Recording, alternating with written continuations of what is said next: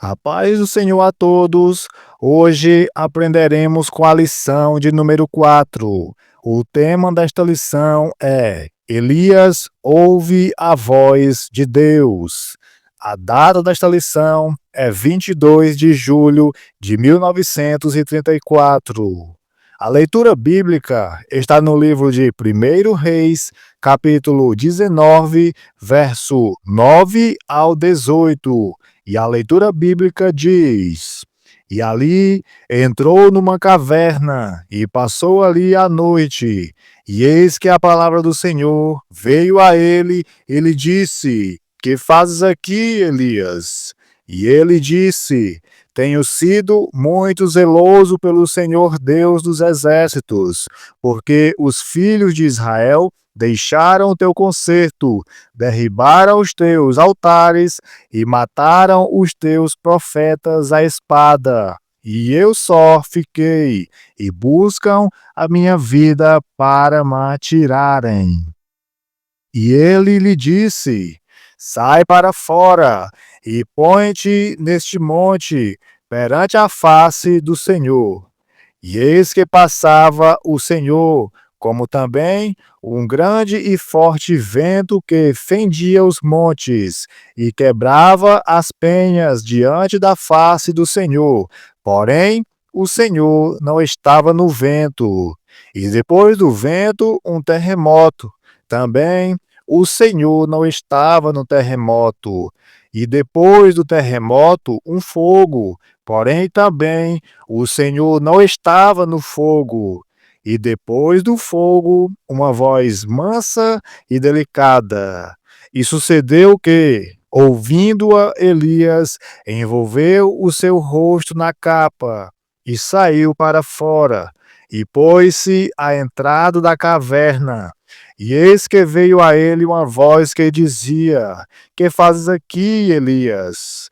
E ele disse: Eu tenho sido em extremo zeloso pelo Senhor, Deus dos exércitos, porque os filhos de Israel deixaram o teu concerto, derribaram os teus altares e mataram os teus profetas à espada, e só eu fiquei, e buscam a minha vida para me tirarem. E o Senhor lhe disse: Vai, torna-te pelo teu caminho para o deserto de Damasco, e vem e unge a Azael, rei sobre a Síria. Também a Jeú, filho de Ninsi, ungirás rei de Israel. E também a Eliseu, filho de Safate, de Abel Meolá, ungirás profeta em teu lugar. E há de ser que o que escapar da espada de Azael, matá-lo-á Jeú, e o que escapar da espada de Jeú, matá-lo-á Eliseu. Também eu fiz ficar em Israel 7.000, todos os joelhos que se não dobraram a Baal, e toda a boca que o não beijou. Texto áureo. Fala, Senhor, porque o teu servo ouve. 1 Samuel, capítulo 3, verso 9. Leitura da lição. Elias, que caminhara 40 dias e 40 noites, parece não ter compreendido que tudo isso fizera pelo poder de Deus. Assim, continuou em desânimo e procurou uma caverna, quando, ao contrário, devia ter diante de si o vasto horizonte. Assim também, todo aquele que está no estado de ânimo em que Elias esteve, no deserto, se encontra sempre numa caverna, sem visão e sem horizonte. Na caverna, Elias passou a noite. Sim, há sempre noite para todo aquele que no desânimo se esconde da face de Deus. Havia escuridão para Jonas no porão do navio, e ainda mais escuro ficou quando ele entrou no ventre do grande peixe.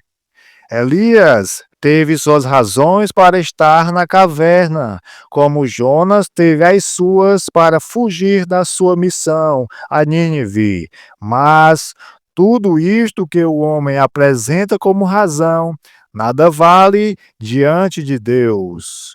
Quando um homem entra em provações, julga que ele sempre é o que mais sofre e que não há outro fiel e sincero como ele.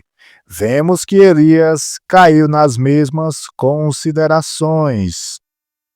Abraão precisava sair da tenda quando se achava desanimado, para então ver as estrelas e receber a promessa das grandes bênçãos. Gênesis capítulo 15, verso 1 ao 6. Igualmente, Elias foi convidado a sair da caverna para poder estar diante da face do Senhor. Ele teve de enfrentar um vento que fendia os montes, terremoto e fogo, antes que ouvisse a voz suave e delicada do Senhor. O crente tem de estar disposto a enfrentar tudo para poder ouvir a voz de Deus. Se os discípulos tivessem corrido de medo ou de incredulidade diante do som do vento e das línguas de fogo no dia de Pentecostes, por certo, teriam perdido grandes bênçãos. Notai a atitude de Elias, que cobriu o seu rosto de reverência. Se houvesse mais reverência diante da palavra e das manifestações do Espírito Santo, também haveria mais comissionados pelo Senhor. O que Elias temia e pelo que se afligia não tinha lugar na mente de Deus. Ele, servo fraco, recebe 3 comissões de grande relevo e publicidade, e 3 instrumentos ficam apontados para servir de castigo a Israel idólatra. Por fim, Elias recebe a repreensão que merecia. Ele não era o único fiel. Havia ainda 7.000. Há um grande perigo para o crente em querer julgar-se o único que sabe, que tem experiência, que está cheio do poder de Deus, que tem zelo, que é fiel ao Senhor. Há muitos fiéis ao Senhor, e embora não os vemos, Deus os conhece. Amém?